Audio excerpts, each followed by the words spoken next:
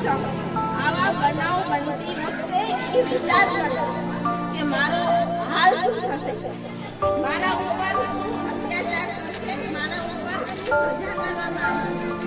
તો આપણે સ્ત્રીઓ જાગૃત થાવ, પુરુષો કરતા પણ આપણે અત્યારે આગળ છીએ। તો આમાં કેમ આપણે કેમ આટલા પાગલા છીએ? આપણે કેમ બીજાના ઉપર આધાર રાખીએ છીએ? કેમ આપણે આગળ વધી શકીએ? આપણે આપણી રક્ષા ન કરી શકીએ? કરો, આજથી આપણે આપણી રક્ષા કરવાની છે। એટલા મહત્વનો વિચાર કરો કે જે આ ઘટના બની છે કાજલબેન, કે આપણા ઉપર આપણી દીકરી ઉપર ન બને, આપણી પેઢી કે આપણે અત્યારે સ્કૂલે છોકરાઓ કરીએ છીએ તો આપણને ચિંતા થાય છે કે આપણી છોકરી સલામત આવશે, તો આપણને ચિંતા થાય છે કે મારી છોકરી પર શું થયું હશે। તો આપણે આપણી છોકરીને મજબૂત બનાવીએ કે આવું થાય તો આપણે શું કરવાનું?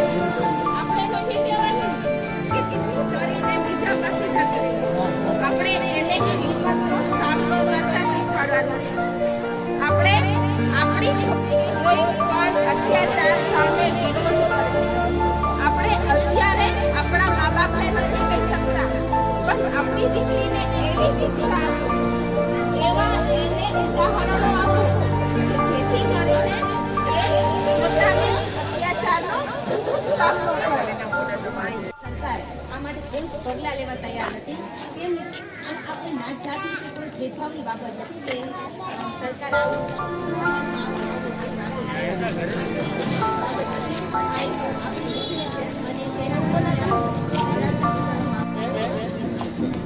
પહેલા તો એક જય ઘોષ થવો જોઈએ।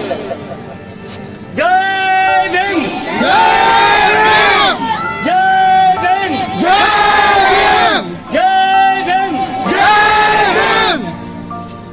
ન્યાય આપો, ન્યાય આપો, ન્યાય આપો, ન્યાય આપો, ન્યાય આપો, ન્યાય આપો, કાજલબેનને ન્યાય આપો, ન્યાય આપો, ન્યાય આપો, કાજલબેનને ન્યાય આપો। बच्चा बोल रहा है काजलबेन को न्याय आपो, बच्चा बोल रहा है काजलबेन को न्याय आपो।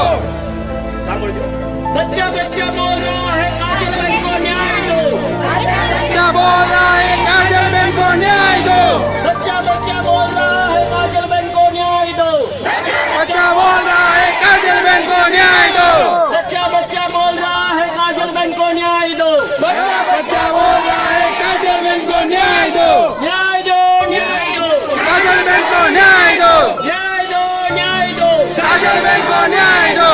जय भीम, जय भीम, जय भीम, जय भीम, जय भीम, जय भीम।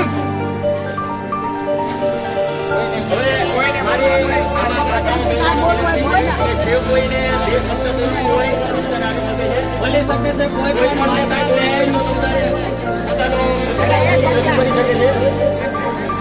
અપીલ છે, અરે તમે ગમે એ કરતા હોય, કદાચ ગમે તેવું કરતા હોય, પણ એક દીકરીને જે આ નરાધમોએ મારી નાખી છે, જે આ નરાધમોએ એની સાથે દુષ્કૃત્ય કર્યું છે, જે આ નરાધમો ને છાવરવામાં આવતા દીકરીઓ ની સામે કડકમાં કડક કાયદો લગાવે અને આવા નરાધમોને જાહેરમાં ફાંસી દે, જેથી કરી અને આવી કોઈ ઘટના ન બને।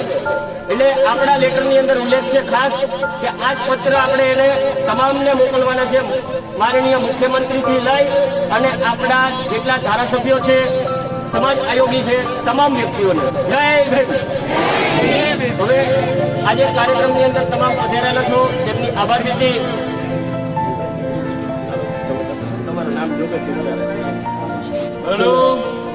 હવે જે તમે લોકોએ અહીં આવીને તમારો અમૂલ્ય ફાળો આપેલો છે તે બદલ અમે સર્વ સમાજ હૃદયપૂર્વક તમારો આભાર માનીએ છીએ અને એકીશ્વરે જય ભીમ બોલી અને આપણા સ્વર્ગસ્થ કાજલબેનના આત્માને શાંતિ મળે એ માટે 2 મિનિટ માટે મૌન પાડી અને આપણે એમને શ્રદ્ધાંજલિ આપીશું.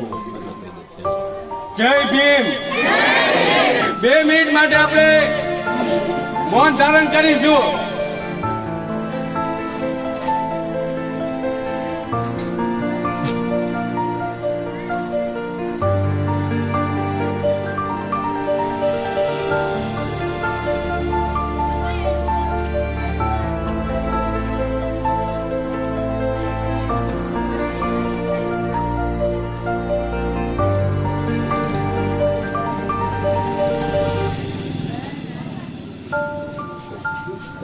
ઓમ શાંતિ.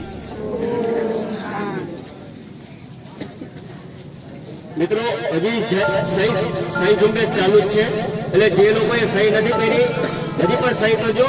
અમારા સ્વયંસેવકો પાસે કાગળો છે, એટલે આપણે જે કોઈ પણ સહી બાકી છે એટલે ધ્યાન રાખવાનું. અહીંયા જ છીએ, એટલે સહી કરી જણાઈ જાય.